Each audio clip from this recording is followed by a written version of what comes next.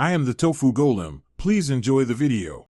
You start by prepping the environment and tools so you get a flawless install.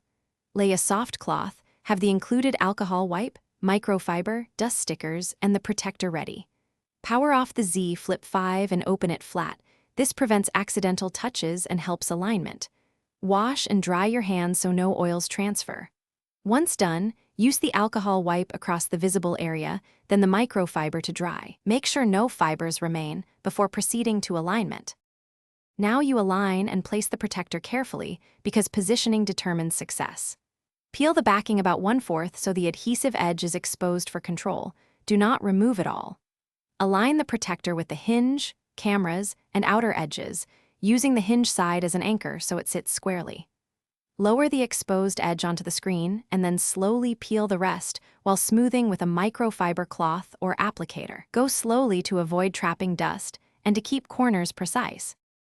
Finish by smoothing and checking for imperfections so the protector bonds perfectly. Use a squeegee or microfiber to press outward from the center toward the edges, pushing air bubbles out.